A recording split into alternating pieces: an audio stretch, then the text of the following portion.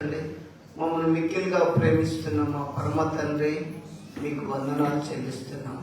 ఈ దీనుల్ని దయచేసి క్షమించండి. మీ అమూల్యమైన మాటలు నా నోటిలో ఉంచండి. వారికి అర్థమయ్యే రీతిగా దయచేసి వాటిని బోధించమని ప్రార్థిస్తున్నాం. ప్రతి బిడ్డ విని గ్రహించి మిమ్మల్ని స్తుతించే భాగ్యం దయచేయండి. ఈ దీనుల్ని మరొకసారి మరుగు చేసుకుని మీరే మహిమ పొందమని నజరేయుడైన యేసు నామములో నేనుతో ప్రార్థిస్తున్నాము తండ్రి. ఆమేన్. దేవుని బిడ్డలారా, ఈరోజు నేను చెప్పే అంశం అందరూ గమనించండి. దేవుడు మిమ్మల్ని నడిపిస్తాడు. ఈ లోకంలో మీరు అనుకోవచ్చు, మేము హైదరాబాద్ పోతాం, ఢిల్లీకి పోతాం, గోవా పోతాం, అటు ఇటు పోతాం అనుకోవచ్చు. అది మీ తెలివి కాదు, మీ బలం కాదు. దేవుడు నడిపిస్తే వెళ్తారు. కాబట్టి ఈరోజు నేను చెప్పే అంశం ఏంటంటే, దేవుడు నిన్ను నడిపిస్తాడు. యెషయా గ్రంథం 48వ అధ్యాయం 17లో ఒక మాట రాయబడినది చూడండి. యెషయా గ్రంథం 48వ అధ్యాయం 17లో ఒక మాట రాయబడి ఉన్నది. బైబిల్స్ వారు చూడండి. నీ విమోచకుడును ఇజ్రాయేలు పరిశుద్ధ దేవుడైన యెహోవా ఇలాగు సెలవిచ్చుచున్నాడు, నీకు ప్రయోజనము కలుగునట్లు నీ దేవుడనైన యెహోవాను నేను నీకు ఉపదేశము చేయుదును, నీవు నడవలసిన త్రోవన నిన్ను నడిపించుదును. చూడండి, నీవు నడవలసిన త్రోవను దేవుడు మిమ్మల్ని నడిపిస్తాడు. దయచేసి ఒకసారి గమనించండి. ఈ జీవిత యాత్రలో దేవుని నడిపింపు లేకపోతే బ్రతకలేము. బాగా గుర్తుపెట్టుకోండి. గనిపూర్ పోయి లేదా అటు పోయి మళ్ళీ మన ఇల్లు చేరే వరకు కూడా మనకు నమ్మకం లేదు. కాబట్టి నీవు నడవలసిన త్రోవలో నిన్ను నడిపిస్తాడు దేవుడు. ఆ వాక్యము యథార్థమైంది, ఖచ్చితమైంది. నువ్వు నడవవలసిన త్రోవలో దేవుడు మిమ్మల్ని నడిపిస్తాడు. అందుకే మనం ఏ ప్రయాణం చేసినా ప్రార్థన చేసుకొని స్టార్ట్ చేసుకోవాలి. ఎందుకంటే మనం నిత్యం చూస్తున్నాం ఎన్నో యాక్సిడెంట్స్, గండాలు, మరణాలు ఎన్నో భయంకరంగా లోకంలో జరుగుతున్నాయి. కానీ దేవుని బిడ్డలారా, విశ్వాసులారా, దేవుడు నిన్ను నడిపిస్తాడు. ఎప్పుడంటే నువ్వు యథార్థంగా ఉంటే, నువ్వు ప్రార్థన చేసుకొని నీ ప్రయాణం సాగిస్తే అన్నిట్లో దేవుడు నిన్ను నడిపిస్తాడు. అదే మాటలు యెషయా చెప్తాడు, నీవు నడవవలసిన త్రోవను నిన్ను నడిపిస్తాడు. అందుకే నేను మీకు జ్ఞాపకం చేస్తున్నా. ఇంకా అదే 49:10లో కూడా ఒక మాట చెప్తారు, వ్రాయబడి చూడండి. వారి యందు కనికరించువాడు వారిని తోడుకొని పోవును, నీటి బుగ్గల యొద్దకు వారిని నడిపించును. చూడండి, ఎండాకాలంలో నీళ్లున్న కాడ ఎట్లాంటి వాళ్ళైనా వచ్చి సేద తెచ్చుకుంటారు కదా. దేవునితో సావాసం చేస్తే, అమ్మా ఈ లోకంలో నీ బ్రతుకులో దేవునితో సావాసం చేసి ఆయన ఆజ్ఞల ప్రకారం, ఆయన కట్టడల ప్రకారం మీరు నడిస్తే, ఆయన నీటి బుగ్గల చెంతకు దేవుడు మిమ్మల్ని నడిపిస్తాడు. ఎండాకాలమైనా కూడా, పగలే దెబ్బ అయినా కూడా మీకు తలగదు. దేవునిలో మీరు ఉంటే, ఆయన ఆజ్ఞలను, ఆయన కట్టడలను మీరు పాటిస్తే, నువ్వు ప్రార్థన చేస్తే, నువ్వు ప్రభుతో ఉంటే నీటి బుగ్గల చెంతకు నడిపిస్తాడు. ఒకటి మీకు జ్ఞాపకం చేస్తా. శారా అబ్రాహాము ఇంటిలో ఆగర్ పని మనిషిగా ఉన్నది. ఒక చిన్న పిల్లోడు ఆగర్ పుట్టిండు. అయితే శారా కూర పెట్టుకొని అబ్రాహాం తోటి, ఈమెను బయటకు వెళ్ళగొట్టు, ఈ ఇంట్లో పనిచేయడానికి వీల్లేదని చెప్పి వెళ్ళగొట్టించింది. ఈ అబ్రాహాంని దైవజనుడు ఏం చేసిందంటే, ఆగర్ను బయటకు వెళ్ళగొట్టి తోన బోవాని బేర్షెబా అరణ్యంలో వెళ్ళగొట్టేసాడు. అరణ్యంలో పోయినాక అక్కడ తువ్వ దొరకలేదు ఎవరికి? ఆగర్. ఆ చిన్న పిల్లోడు నీళ్లు లేవు, అరణ్యంలో నీళ్లు లేవు, చిన్న పిల్లోడు. ఆగర్ ఏం చేయగలుగుతుంది? ఒక పొద కింద పడేసి ఆ చిన్న పిల్లలను పొద కింద పడేసి తిత్తులో నీళ్ళు అయిపోయేదాకా ఎత్తుకొని నడిచింది. తర్వాత నీళ్ళు లేవు. కానీ అక్కడ ఇక నేను ఆ పిల్లోని చావు చూడలేనని ఆ తల్లి ఎలిగి తెచ్చినప్పుడు దేవుడు ఒక అద్భుతం చేసి ఉన్నాడు. ఏంటిది? ఆమె దగ్గర ఒక నీళ్ళ బుగ్గ ఊట గబగబ నీళ్ళు వచ్చేస్తూనే ఉన్నాయి. మనం బోర్లు వేసిన కొంతమందికి రావు, కొంతమందికి వస్తాయి. ఎందుకు చెప్తున్నానంటే, మీరు దేవుని త్రోవలో నడిచినప్పుడు దేవుడు నీళ్ళ ఊట బుగ్గల చింతకే నడిపిస్తాడు. బాగా పెట్టుకోండి. ఇక్కడ వెంటనే ఆగర్ లేచి ఆ చిన్నవానికి ఆ నీళ్ళ పెట్టు. వెనుక చూసే వరకు నీళ్ళ ఊట బాగా వస్తున్నాయి. దాన్ని లేచి నీళ్ళ తిత్తి నింపుకొని ఈ జీవితంలో ఆ చిన్నవారికి ఇస్మాయిల్కి తాపించి మరి దేవుని మార్గంలో నడిచింది. దేవుని బిడ్డారా, జీవితంలో కష్టాలు, శ్రమలు, ఆర్థిక ఇబ్బందులు, రోగాలు, యాక్సిడెంట్స్, గండాలు కొన్ని వస్తాయి. అయినా మనం తప్పిపోద్దు, దేవుని మార్గంలో నడవాలి. నేనేమంటున్నా, దేవుడు మిమ్మల్ని నడిపిస్తాడు. ఎక్కడికి నడిపించిండు? ఆదరణ వీళ్ళు ఎల్లగొట్టిండ్రు. దైవజనుడే అబ్రహాం, శారా కూడా భక్తురాలే. ఎల్లగొట్టిండ్రు. ఇంట్లోకి వెళ్ళిపో, మా ఇంట్లోకి వెళ్ళిపో అని ఎల్లగొడితే ఆదరణ వెళ్ళిపోయింది. వెళ్ళిపోయినప్పుడు ఆ చిన్నవానికి నీళ్లు తిత్తిలో నీళ్ళు అయిపోయినప్పుడు ఆ బేర్షెబ అరణ్యంలో నీళ్ల కొరకు తల్లడిల్లుతూ ఆ చిన్నోడు నేర్చుకున్నప్పుడు ఆ మొర దేవుడు విన్నాడు. అయ్యా, నువ్వు రోగంలో ఉన్నా, కష్టంలో ఉన్నా, దేవాన్ని నడిపింపు నాకు కావాలి అని చెప్పి మీరు ప్రార్థన చేసినప్పుడు దేవుడు మిమ్మల్ని నీళ్ళ చెంతకు నడిపిస్తాడు. బాగా గుర్తుపెట్టుకోండి. ఇంకొకటి చెప్తాను. ఏలే దైవజనుడే, భక్తుడే. కానీ జీవితంలో ఒకసారి ఏలికి బాగా విసుకొచ్చేసింది. నేను బ్రతికే కంటే చచ్చిపోవడం మంచిది, ఏంది బ్రతుకు అని ఒక పోయి ఒక చెట్టు కింద పడుకున్నాడు. అప్పుడు దేవదూత వచ్చి ఏలియా నువ్వు లేచి అవి నీ తలకాడ నీళ్ళ గుడ్డు కొట్టున్నది, రొట్టెలు కాల్చున్నాయి, లేచి తిను, నీ శక్తికి మించిన ప్రయాణం నీకున్నది, నువ్వు భయపడద్దు, నేను నీకు తోడై ఉంటానని దేవుడు బలపరిచిండు, దేవుడు నడిపించాడు. శక్తికి మించిన ప్రయాణం. ఈ లోకంలో నువ్వెంతకాలం బ్రతుకుతావో నీకు తెలుసా? నువ్వెంతన్నా చదవచ్చు, లోకంలో ఉన్న విద్యలన్నీ చదవచ్చు, ఈ లోకాన్ని విడిచిపోయేది తెలుసా మనకు? ఎవరికి తెలియదు. దేవుడు అదే మనకు చేసిండు, అదే తెలుసుకోవాలి. అది తెలుసుకోవాలంటే బైబిల్ చదవాలి. అందుకే దావీదు ఒక మాట అంటాడు, దేవా నా దినముల మధ్య నన్ను కొనిపోకు అని చెప్తాడు. అందుకే ఈ లోకంలో కుడంలో ఉన్న విద్యలన్నీ పూర్తి చదివినా, ఎంత సంపాదించుకున్నా, ఎంతమంది పిల్లల కన్నా ఈ లోకాన్ని విడిచిపోయేది ఏ మానవునికి తెలియదు. ముందే తెలిసేది ఉంటే వాళ్ళు అప్పటికే సెపరేట్ అయిపోతారు. అరే నేను పలానా ఇయర్లో పోతా, మీరు మంచిగా ఉండాలని చెప్పరా? అదే అమ్మ. అందుకే దేవుని మర్మము తెలుసుకోవాలి, దేవుని నడిపింపు కూడా. ఇవాళ నువ్వు బ్రతుకుచున్నావు అంటే నిన్న మీరు అనుకున్నారా ఇవాళ మందిరానికి వచ్చి కూర్చుంటామని? దేవుని నడిపించిండు. దేవుని యొక్క కాపుదల, దేవుని నడిపింపు మీకు ఉన్నది. కానీ ఇవాళ మీకు ఒక్కటే నేను చెప్తున్నా, ప్రభు ఈ లోకానికి వచ్చే వల్ల కూడా ఇదే విశ్వాసములో, నీతిలో, భక్తిలో కొనసాగుతూ సాగిపోతుండాలి. అందుకే మనము పాట పాడుతాం చూడు, సాగద యేసునితో నా జీవిత కాలమంతా. జీవిత యాత్రలో ప్రభుతో సాగిపోయినప్పుడు రోగమైన, బాధలైన, కష్టమైన, కన్నీరైన, దుఃఖమైన, శ్రమలైన ఏం చేయవు. ఎందుకంటే యేసు ప్రభువే కదా నడిపించేది. కాబట్టి దేవుడు మిమ్మల్ని నడిపిస్తాడు. ఇంకొక విషయం నేను మీకు అర్థమయ్యేదిగా చెప్తున్నా, దయచేసి ఇక్కడ మీకా గ్రంథము 6వ అధ్యాయం 4 తీసుకోవాలి. చూడండి, మీకా గ్రంథం 6వ అధ్యాయం 4వ వచనం ఒకసారి చూడండి. అందులో మేము నడిపించుటకై మోసే, అహారోలు, మిరియాన్లు ఉన్నారు.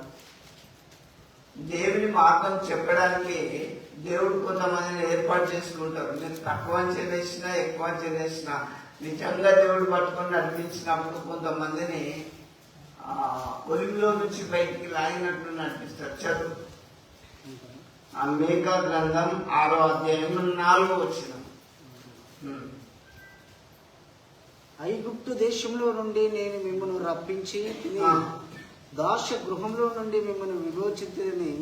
మిమ్మల్ని నడిపించుటకై మోషే అహరోను మిర్యాములను పంపించితిని. దేవుడు పంపించాడు. చూడండి, ఎవరెవరు పంపించాడు ఈ బిడ్డలను నడిపడానికి? మోషే, అహరోను, వాళ్ళక్క మిర్యాములు. ఈ ముగ్గురిని సేవలో దేవుడు వాడుకున్నాడు. బాగా గుర్తుపెట్టుకోండి, బాగా గుర్తుపెట్టుకోండి. ఇశ్రాయేలీయులను నడిపించడానికి ఈ ఫ్యామిలీని దేవుడు ఎన్నుకున్నాడు. ఎందుకంటే మీకు ఈ తొవ్వ తెలియకపోతే కష్టమైతుంది. ఈ లోకంలో మీరు కొట్టుమిట్టాడతారు, రక్షణ దొరకదు.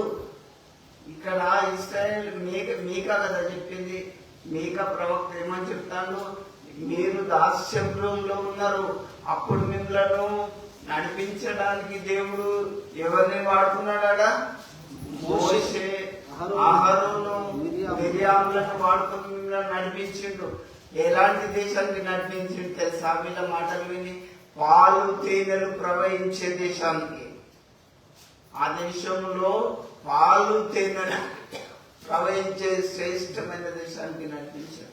నేను మీకు ఒకటే చెప్తున్నా, దేవుని వాక్యానుసారంగా, దేవుని కట్టడానుసారంగా, ప్రార్థనలో, విశ్వాసంలో, వాక్యం మీద మీ జీవితము కట్టుకున్నప్పుడు ఏ భయం లేదు.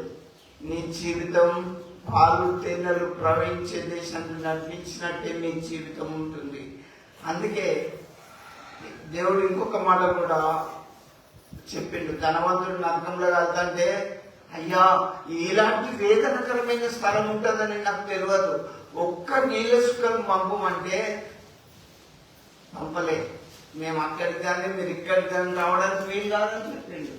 అయితే అయ్యా ఇలాంటి వేదనకరమైన నరకం ఉంటుందని నాకు తెలియదు కదా, మా అన్నదమ్ములు భూమి మీద ఉన్నారు, వాళ్ళకి చెప్పమంటే అప్పుడు ఏమంటాడు? భూమి మీద నన్ను గురించి చెప్పేవాళ్ళు అనేకులు, చాలా మంది బోధకులు ఉన్నారు, వాళ్ళ మాటలు వింటే నా మాటలు విన్నట్టే. నేను మీకు చెప్తున్నా, గుడికి వచ్చినప్పుడు మనము భక్తిగా, విశ్వాసంగా, ప్రార్థనలు, వాక్యం లేదు కానీ ఇంకా లోకానుసారమైంది అంతా మనలో నుంచి తీసేసుకోవాలి. ఇదంతా ఈ లోక సంబంధమైన ఆచారాలు. చాలా మంది ఏం చేస్తారు? ఈ ఆచారాలనే చూస్తారు. కానీ వాక్యానుసారంగా మీరు ప్రవర్తించినప్పుడు మీ జీవితం, మీ కుటుంబం మంచిగా ఈ లోకంలో నడిపింపబడుతుంది. కాబట్టి నా ప్రియ దేవుని బిడ్డలారా, ఇంకొకటి కూడా చూడండి. నిర్గమకాండం 13వ అధ్యాయం 18 ఒకసారి చూడండి.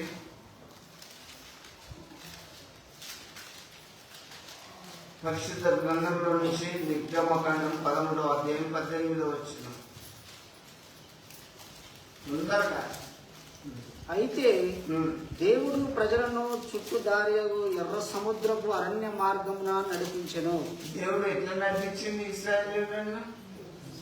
ఎర్ర సముద్రము అరణ్య మార్గమున నడిపించండి. ఇది చూడండి, దేవుని నడిపించి చాలా శ్రేష్టంగా మంచిగా ఉంటుంది. అందుకే దానిలో ఒక మాట అంటాడు, యెహోవా నా కాపరి, నాకు ఏమి కలగదు. గాఢంధకారపు లోయలో నేను సంచరించిన ఏ అపాయమునకు భయపడును అంటాడు. ఇక్కడ ఎర్ర సముద్రపు అరణ్య మార్గమున దేవుడు ఇశ్రాయేలును నడిపించాడు. అది అరణ్యమైన కూడా దేవుడు వారిని క్షేమంగా నడిపించాడు. మీకు అర్థమయ్యే రీతిగా షార్ట్ గా చెప్తున్నా, ముందు సముద్రం ఉన్నది, వెనక శత్రువులు వస్తుండ్రు. మోషే, అహరోన్, మిర్యాం వీళ్ళందరూ 6 లక్షల జనాంగాన్ని నడిపించుకుంటూ పోతుంటే శత్రువులు దగ్గరకు వచ్చి పట్టుకొని చంపుతామని. ముందు సముద్రం ఉన్నది. ఏం చేయాలి? దేవా ఏం చేయాలని దేవునికి మొరపెట్టినప్పుడు, ఎందుకు భయపడతాను? నీ చేతులు ఏమున్నది? కర్ర. ఆ సముద్రాన్ని కొట్టినప్పుడు ఎర్ర సముద్రము పాయలై సముద్రంలో తోవను కలగజేసిండు.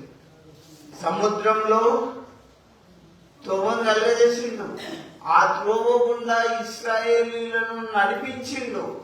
ఈ జీవితంలో, ఈ ప్రపంచమనే ఈ సముద్రంలో మనము బాధలతోటి, రోగాలతోటి, కష్టాలతోటి, శ్రమలతోటి అన్ని ఏ గుండెలు తడివి చూచినా ఏదో ఒక బాధ, ఏదో ఒక రోగం, ఏదో ఒక వేదన. ధనవంతుని తీసుకో బాధ ఉంటుంది, పేదవాడిని తీసుకో బాధ ఉంటుంది. నేనేం చెప్తున్నానంటే యేసున్న వానికి ఏ బాధ ఉండదు. యేసుదేవుడు ఎదులో ఉంటే ఎందుకురా భయం? కొండలాంటి ఏ కష్టాలు వచ్చినా తొలగిపోవు క్షణం. నీ గుండె నిండా దేవుడు ఉన్నప్పుడు, నీ హృదయంలో దేవుడు ఉన్నప్పుడు భయం ఎందుకు జీవితయాత్రలో? ఎందుకంటే ఆయన నడిపిస్తాడు. ఇశ్రాయేలీయులు భయపడతాడు, శత్రువులు వచ్చిండ్రు, ముందు సముద్రం ఉన్నది. ఏంది మోసే, మేము అక్కడ వాళ్ళ కిందనే చచ్చిపోతే అయిపోవు కదా, ఈ అరణ్యంలో మమ్మల్ని మా పిల్లలను చంపడానికి ఇంటికి తీసుకొచ్చిన వాడిని తిరగబడ్డాను.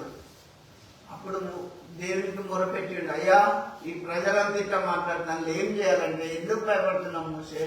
ఆ సముద్రాన్ని లాగొట్టు అనగానే కన్నడతో కొట్టినప్పుడు ఎర్ర సముద్రము రెండు పాయలుగా నీళ్లు కోట గోడలాగా ఈ నీళ్ళు పీల్చినాయి, ఈ నీళ్ళు పీల్చింది. సముద్రం మధ్యన వాళ్ళు ఒక బాట, ఒక రోడ్డు మీద నడిచినట్టు పాటలు పాడుకుంటూ పోయింది. ఏమని పాడింది తెలుసా ఆ పాట? యెహోవాను గానము చేసెదము ఏకముగా మనకు రాక్షకుడాయనే ఆయన మహిమా పాడెదము ఆయనను మానించెదము. చాలు చాలు, పాట బాగుంటది. మీరు ఒక్కటి ఏంటంటే ఎర్ర సముద్రంలోకి వెళ్ళి ఇశ్రాయేలులను బయటకు దేవుడు నడిపించాడు. నువ్వు యేసు ప్రభువు నిజమైన దేవుడు అని నువ్వు నమ్మితే నీ కుటుంబంలో అలాంటి శ్రమలు, రోగాలు, కష్టాలు వస్తే దేవుడు నిన్ను దాటిస్తాడు, ఖచ్చితంగా దాటిస్తాడు. కానీ ఇక్కడ మీరు ఏం చేయాలి తెలుసా? ప్రార్థన చేయాలి, దేవునితో సావాసంలో ఉండాలి, విశ్వాసము చాలు. అప్పుడు ఎర్ర సముద్రంలో దేవుడు ఇశ్రాయేలును నడిపించిన దేవుడు మిమ్మల్ని కూడా నడిపిస్తాడు. ఇంకా మీరు ఏం చేయాలంటే ఆయన న్యాయ విధులను అనుసరించి నడుచుకోవాలి. పూర్ణ మనసుతో దేవునికి అనుకూలంగా మీరు ఆయనను ఆరాధించాలి. కాబట్టి నా ప్రియ దేవుని బిడ్డలారా, ఇక్కడ కీర్తనల గ్రంథం 101:2 ఒక మాట నేను మీకు చూపిస్తాను. చూడండి, బైబిల్సిన వారు కీర్తనలు 101:2 చదవండి. నా ఇంత యథార్థ హృదయంతో నడుచుకుందును. నువ్వు గుడికి వచ్చినప్పుడే అమ్మా, గుడికి వచ్చినప్పుడే భక్తురాల్లా ఉండొద్దు, భక్తులుగా ఉండొద్దు. ఇంట్లో కూడా యథార్థంగా ఉండాలి. 101 కీర్తన 2 మీరు చదవండి ఎవరైనా.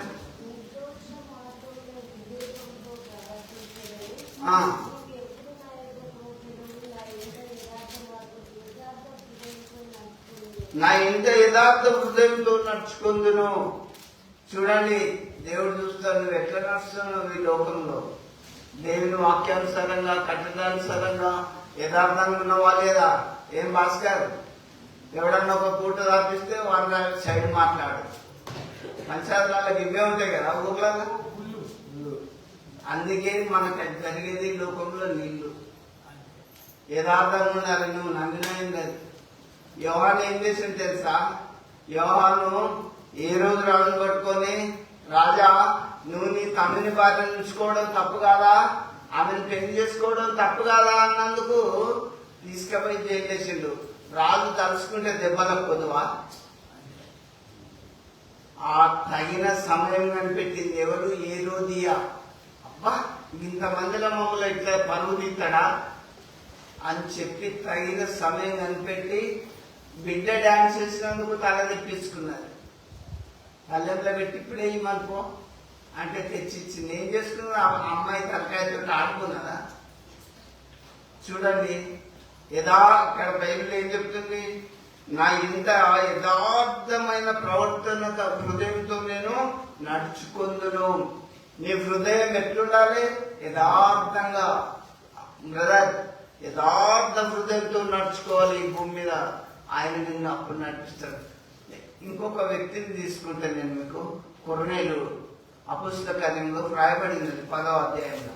కొర్నేలు, నేను నిన్ను చూసిన, నీవు చేసిన ధర్మ కార్యములు నా సన్నిధికి జ్ఞాపకార్థంగా వచ్చేసినవి.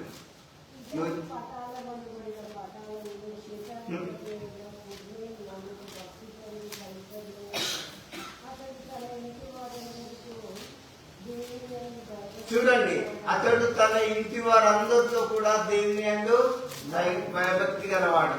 అయ్యా, నేను మీరు ఒకటి అడుగుతా, నువ్వు గుడిపోతో నీ పిల్లలు రాడు, ఇట్లా వాళ్ళు నరకంలో రాజమేనా? ఖచ్చితంగా ఉన్నది నరకం. పోయినసారి చెప్పిన నరకం ఖచ్చితంగా ఉన్నది. ఇప్పుడే తెలిసిపోతుంది మనకు. ఇప్పుడు అమెరికాకు పోవాలంటే పాస్పోర్ట్, వీసా, టికెట్ అవన్నీ తీసి పెట్టుకోవాలి, అవునా? ఇక్కడ అదే వచనం చదవండి. కొర్నేలు గురించి ఏం చెప్తాడు? చదవక కంటిన్యూషన్ చేయి. అతడు తన ఇంటి వారందరితో కూడా దేవుని యందు భయభక్తులు గలవాడు, ప్రజలకు బహుధర్మం చేయొచ్చు, ఎల్లప్పుడూ దేవునికి ప్రార్థన చేయవాడు.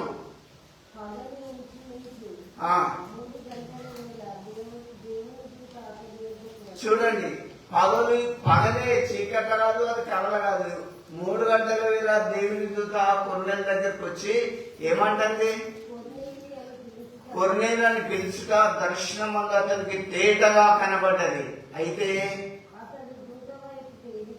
అతడు దూత వైపుగా తేరి చూచి భయపడి, ప్రభువా ఏమని అడిగాను?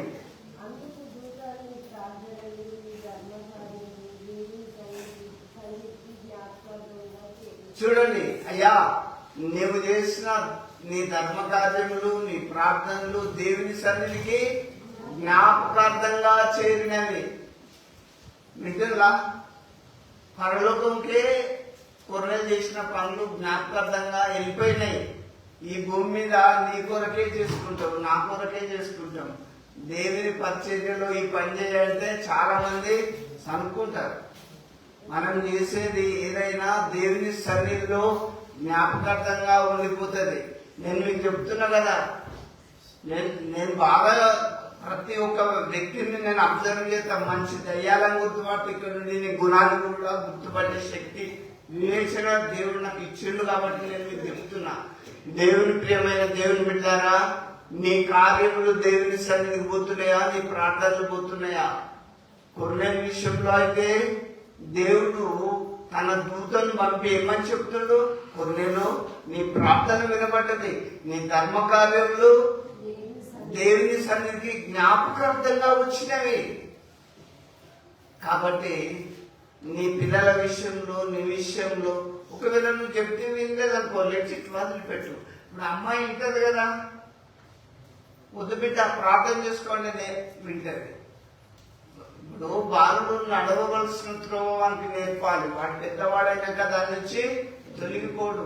వాడు ముక్కైనప్పుడే వాడిని ఉంచాలి. వాడు పెద్దగైనాక ఇక్కడ పెద్దగా వంగిపోయే చెట్టుని మనం తాళ్ళ గురించి కట్టి వస్తుంది, చక్కగా రాదు కదా.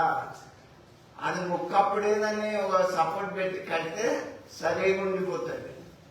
ఇవాళ నా కొడుకు చెడిపోయిండు, నా బిడ్డ చెడిపోయిండు అంటే 100% తల్లిదండ్రులే.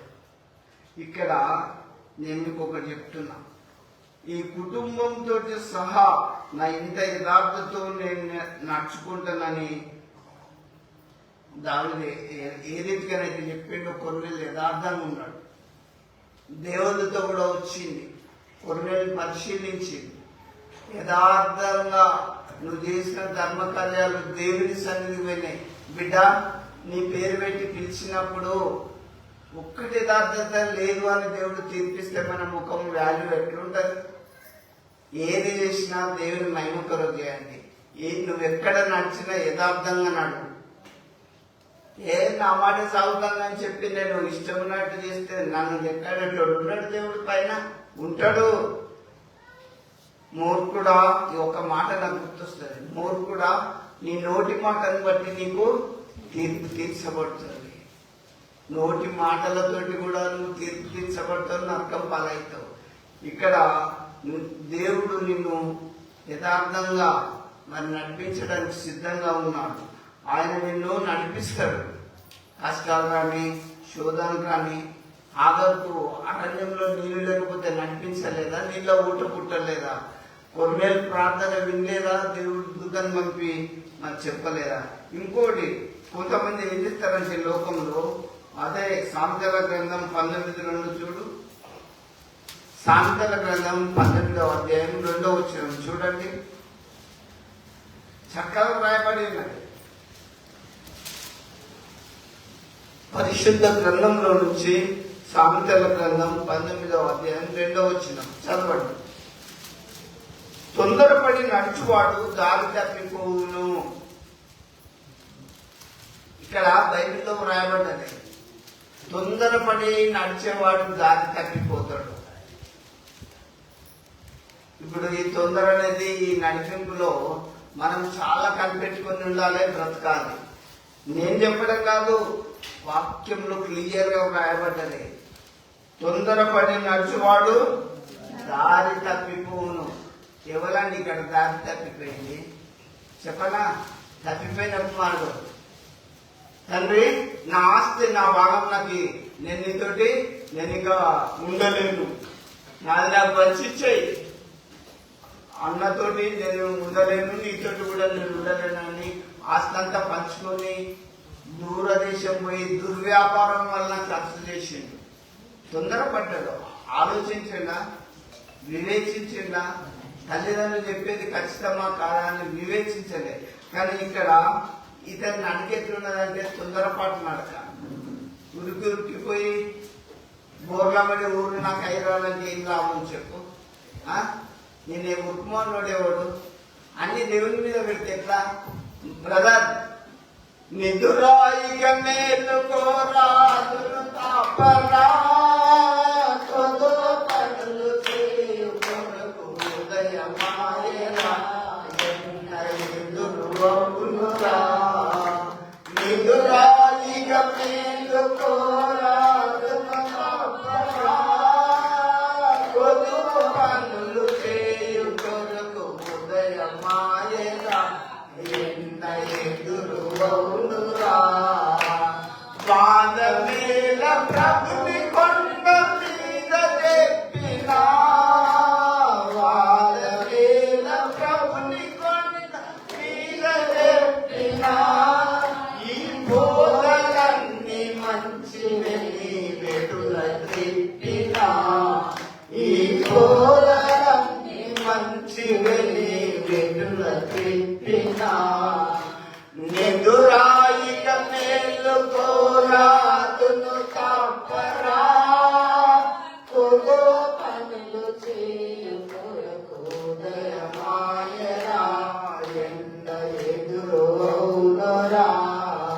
చూడండి, తొందరపడి ఇతడు తండ్రితోటి ఆస్తి పంచుకొని దూరదేశం ప్రయాణమై దారి తప్పిపోయిన కుమారుడు. తండ్రి ఏమనుకుంటాడు? నా కొడుకు చాలా బాగా సంపాదిస్తాడో దూరదేశంలో అనుకుంటాడు. తండ్రికి కనబడతాడా? తల్లికి కనబడతాడా? అక్కడ చేసే పనులు కదా. చివరికి ఆ దేశస్తుల్లో కొన్ని దగ్గర ఇట్లనే కరువు వచ్చింది. కరువు వచ్చినప్పుడు ఎవడు పావులో కూడా పుట్టని కదా, ఎవడు పనికి కూడా పెట్టుకుంటలేడు. ఆ దేశస్తులో ఒక చెంత పందుల గాయడానికి కుదిరిండు. అక్కడ సరైన భోజనం కూడా లేదు. పందులు తినే పొట్టుతోటి తన కడుపు నింపుకున్న ఆశ పడను, కానీ అది కూడా టేస్ట్గా లేదు, తినబుద్ధి అయితే లేదు. తింటాడా? ఆ ఎండకు పందులు ఇస్తే ఉంటాయా? ఒకటే ఇప్పుడు వాటి వెనక దొరకాలి, కావాలి. అప్పుడు తండ్రి గుర్తొచ్చిండు, నా తండ్రి దగ్గర ఎంతో మంది కూలి వాళ్ళు ఉన్నారు, ఎంతో మంది పని వాళ్ళు ఉన్నారు, నేను నా తండ్రి యొద్దకు పోతా అని ఆ పందులను అక్కడ వదిలిపెట్టి తండ్రి దగ్గరకు వచ్చినప్పుడు అంత ఎంపికలు, గడ్డం, చినిగిపోయిన బట్టలు, పండుగ రాష్ట్రానికి ఎట్లుంటాయి? అయినా కూడా మీరు ఒకసారి చూడండి, ఆ నడిపింపు ఎట్లుంటదంటే తండ్రి పైన అప్స్టేర్ మీద ఉండి చూస్తాడు, ఎవడో గడ్డంతో వస్తాడు, చిన్న బట్టలతో వస్తాడు అనుకుని చూసి దగ్గరకు వచ్చి కనపడదు. అయితే నువ్వు ఇంతగా తీసుకుని వెళ్ళిపో అంటాడు ఆ తండ్రి. వెళ్ళి మెడ మీద పడి ముద్దు పెట్టుకొని దగ్గర చేసుకొని కటింగ్ చేపించి కొత్త బట్టలు వేపించి ఏరుకు ఉంగరం పెట్టి కాళ్ళకు చెప్పులు వేపించి లోపలికి చేర్చుకున్నాడు. మెడ మీద పడి ముద్దు పెట్టుకున్నాడు. నీకు ఈ మార్గము ఈ లోకంలో తెలియకపోతే దేవుని తెలుసుకో. నేనే మార్గం, నేనే సత్యం, నేనే జీవం. నా ఎద్దుకు వచ్చేవాడు ఎప్పుడు కూడా దప్పిలో కొనడు. దేవుని బిడ్డారా, దేవుని సాగు చాలా బాగుంటది. మీరు రుచి చూస్తే దేవునితో ఉండే భాగ్యం రోజు ప్రార్థన చేసుకుంటుంటే మీ జీవితం చాలా టేస్ట్ గా మారిపోతుంది. కానీ ప్రార్థన చేసే అలవాటు లేకపోతే, వాక్యం చదివే అలవాటు లేకపోతే మీరు ఈ లోకంలో తెగిపోయిన గాలిపాట పతంగి ఎక్కడ పడుతుందో తెలుసా? అది ఎక్కడ పడుతుందో అంతే. దేవునితో సాహసం లేకపోతే నీ జీవితం వ్యర్థం. వెంటనే ఈ తప్పిపోయిన కుమారుడు, అయ్యా నాయనా, నేను నీ ఎదుటను దేవుని ఎదుటను పాపం చేసిన, నీ కూలి వారిలో ఒకరిగా నాయనా నన్ను చేర్చుకోవడానికి నాకు అర్హత లేదు అనగానే తండ్రికి చాలా బాధ అనిపించి ఒక మంచి విందు చేయించి డిన్నర్ చేయించి పెట్టింది. మంచి ఇంట్లో నాట్యం, వాయిద్యం, అన్ని వాయిద్యాలన్నీ వాయిస్తుంటే పెద్ద కొడుకు ఆ రోడ్డు మీకు అంత దూరం వచ్చేవారికి ఇంకేంది సప్పుడు అంటే, మీ తమ్ముడు చచ్చిపోయి బ్రతికిండు, తప్పిపోయి దొరికిందని మీ డాడీ బాగా విందు చేస్తాంటే, అయితే నేను రామాయణకి అంటాడు. ఈ విషయం తండ్రి చెప్తుంది, పెద్దోడాగా ఇదంతా నాది నీదే కదా, మన తమ్ముడు చనిపోయి తప్పిపోయి దొరికిండు, చనిపోయి లేచిండు, రా మనం ఆ విందులో పాల్పంచుకుందాం. దేవుని నడిపింపు ఎట్లుంటుంది, దేవునితో సావాసం చేస్తే ఎంత దేవుని ఉంటుందో మీరు తెలుసుకోవాలి. నేను మీకు చాలా మంది దేవుని బిడ్డారా, దేవుని నడిపింపును చాలా మంది తెలుసుకోలేకపోతారు. గుడికి రావడమే అనుకుంటారు, కానీ దేవుని నడిపింపు మీకు ఉంటే చాలా బాగుంటుంది. నేను మీకు ఒకటి చెప్తా. దావీదు భక్తుడు ఒక మాట అంటాడు, యెహోవా నా కాపరి, నాకు లేమి కలగదు. 23వ కీర్తనలో పచ్చిక గల చోట ఆయన నన్ను రుంద చేయించున్నాడు. దేవునితో సావాసం చేస్తే ఎట్లుంటుంది తెలుసా? ఎప్పుడైనా పచ్చిక మీద వేసిన గొర్రెలు ఎట్లుంటాయి అట్లుంటాయి. పచ్చిక వేసినాక ఏం చేస్తారు? గొర్రెలు ఏం చేస్తారు? గొర్రెలను శ్రేష్టమైన జలాలు ఎంత కొట్టుకపోతారు. బండ మీద నొక్కిని తాకుతారా? ఎక్కడ చెరువున్నా, ఎక్కడ కుంటలున్నా శ్రేష్టమైన జలాలు ఎద్దకు పట్టుకోవాలి. అవి పచ్చిక వేసినాయి, శ్రేష్టమైన జలాలు ఎద్దకు నడిపించినాయి. ఆ తర్వాత ఏం చేస్తారు? నీళ్ళు తాగినాక ఏం చేస్తారు? ఇంకా గొర్రెలను దొడ్డిలో పనులు చేస్తారు కదా, దొడ్డి కొట్టుకపోతారు. దేవుని పిల్లరా, ఏ తోడే రాకుండా, ఏ శోధన రాకుండా వాటిని ఆ కాపరి ఎట్లా నడిపిస్తాడంటే, పచ్చిక మేపి నీళ్ళ పెట్టి దొడ్డిలో పోయి మంచిగా తీసుకుపోయి వాటిని పరుంగా చేసి ఉంటాడు. అట్లా ఈ లోకంలో దేవుడు నీ జీవితాన్ని ధన్యం చేస్తాడు. మళ్ళీ ఇంకొకటి చూడండి, ఏ గొర్రెైనా కుంటినా, ఏ గొర్రెైనా జబ్బుపడ్డా ఆ కాపరి ఊపుకుంటాడా? అరే అలా నా చుక్క గొర్రె ఇట్లా బాగలేదు అని చెప్పి దానికి ట్రీట్మెంట్ కూడా చేసుకుంటాడు. నడవని గొర్రెని భుజాల మీద ఎత్తుకొచ్చుకుంటాడు. గుంజుకోతాడా? కనికరం లేకుంటే ఏ కాపరి కూడా చెయ్యడు. నువ్వు దేవుని బిడ్డవైతే ఆయన నేను మంచిగా నడిపిస్తాడు. దేవునికి తెలుసు. ఇప్పుడు పొట్టేళ్ళు ఏదైనా పొడిచేస్తుంటే కాపరి కర్రతో ఒక్కటేస్తాడు. ఏడా అరే ఇది గొర్రె పొడుతుంది, దీన్ని కొద్దిగా దూరం ఉంచాల. నువ్వు మంచిదాన్ని ఎత్తుకొని భుజాలలో కూడా వేసుకొని వస్తాడు. నువ్వు దేవుని మందిరంలో ఆయన నడిపింపుని కావాలంటే ఆయన పాలిచ్చే వాటిని రొమ్ముని ఎత్తుకొని వస్తాడట. ఆయన నడిపింపు అట్లా ఉంటుంది. ఈ జీవిత యాత్రలో దేవుడు నేను క్షేమంగా నడిపిస్తాడు. కాబట్టి గాఢంధకరపు లోయలో నేను సంచరించిన ఏ అపాయములకు భయపడను. నీవు నాకు తోడైందువు, నీ దుడ్డు కర్రయు, నీ దండంలో నన్ను ఆదరించు. అంతేకాదు, నా శత్రువుల ఎదుట నీవు నాకు భోజనము సిద్ధపరచదు. చర్చికి వచ్చే మిమ్మల్ని దేవుడు అన్ని విషయాల్లో దీవిస్తాడు. ఈ మర్మాన్ని తెలుసుకోండి. లోకంలో ఉన్న వాళ్ళందరికంటే దేవుడు ఆశీర్వదిస్తాడు. ఈ అనుభవంలోకి రావాలి, దేవుని నడిపింపు మీరు పొందుకొని ఈ జీవిత యాత్రలో, ఈ జీవిత యాత్ర ఎంత 70 ఏళ్ళ యాత్రే. ఆ 70 ఏళ్ళ తర్వాత ఈ భూలోకంలో ఈ యాత్రిసి యుగాయుగములు ప్రభుత్వం ఉంటాం.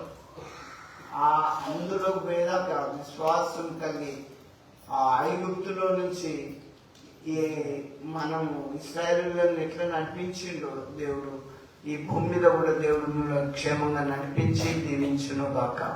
ఆమేన్. ప్రార్థన చేస్తున్నాం. మమ్మల్ని మిక్కిలిగా ప్రేమించిన దేవానికి స్తోత్రం.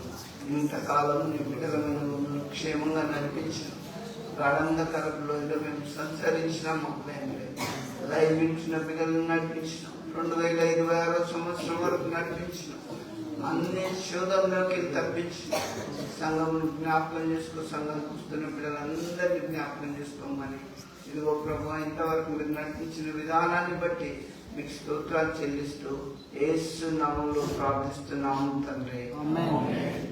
అట్లనే స్టార్ట్ అయ్యింది.